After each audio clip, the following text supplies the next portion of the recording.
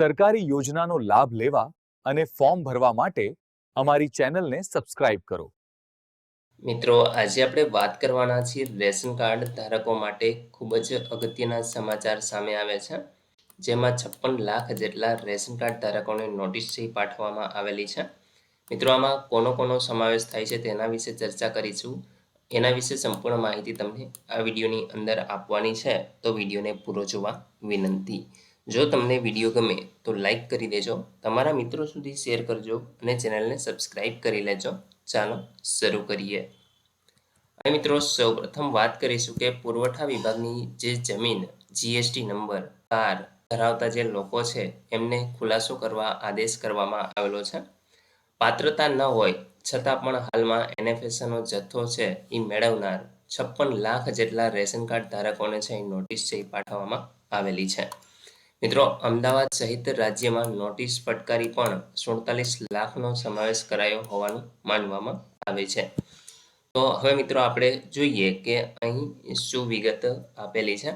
તો મિત્રો, અમદાવાદ સહિત રાજ્યમાં પાત્રતા ધરાવતા હોવા છતાં હાલમાં જે એનએફએસનો જથ્થો મેળવતા હોય તેવા 56 લાખ જેટલા રેશન કાર્ડ ધારકોને નોટિસ છે એ ફટકારવામાં આવેલી હતી, જેમાંથીને 47 લાખ રેશન કાર્ડ ધારકોનો સમાવેશ કરાયો હોવાનું માનવામાં આવે છે.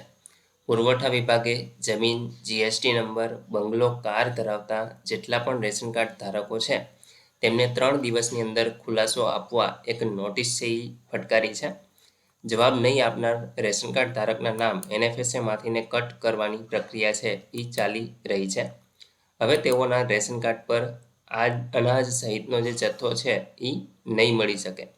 અમદાવાદમાં 1.40 લાખને આ નોટિસ આપવામાં આવી છે, જેમાંથીને શહેરમાં 22,000 રેશન કાર્ડ ધારકોના ખુલાસાના આધારે હજુ સર્ટિફિકેટ આપવાની બાકી છે. અહીં મિત્રો, જિલ્લામાં 10,000 રેશન કાર્ડ એનએફએસએમાંથીને કેન્સલ છે એ કરી દેવામાં આવેલા છે. પુરવઠા વિભાગના સૂત્રોએ કહ્યું છે કે શહેરની 15 ઝોનલ કચેરીમાં પ્રધાનમંત્રી ગરીબ કલ્યાણ યોજના એટલે કે એનએફએસએ હેઠળ પાત્રતા નહીં ધરાવતા હોવા છતાં વિનામૂલ્ય અનાજ મેળવી રહ્યા છે.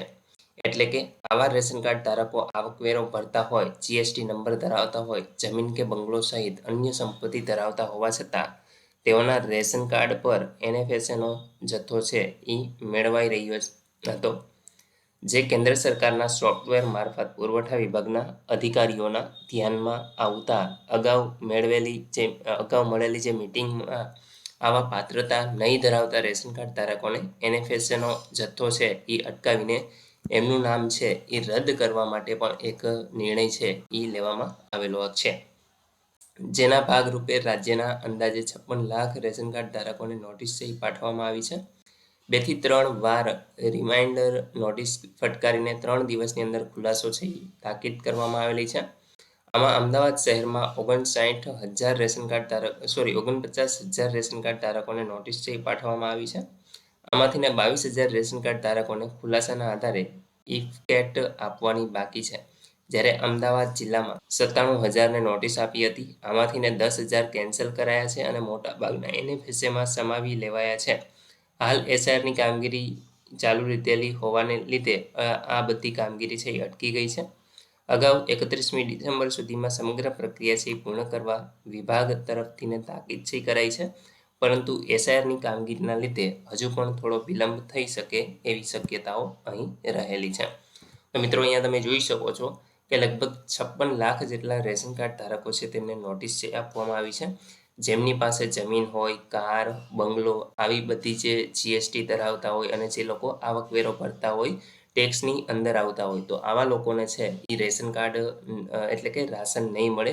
એમનું જે એનએફએસએ રાશન કાર્ડ છે એને નોન એનએફએસએમાં તબદીલ કરવામાં આવશે. તો મિત્રો, જો તમે આમાંથી આવતા હોય તો તમારે પણ જાણ કરી દેવાની જરૂર છે અને તમારું જે રાશન છે એ રદ થઈ જશે. તો આશા રાખું છું કે તમને આ વિડીયોની અંદર સંપૂર્ણ માહિતી મળી ગઈ છે. તેમ છતાં પણ કોઈ પ્રશ્ન હોય તો તમે કોમેન્ટ દ્વારા પૂછી શકો છો.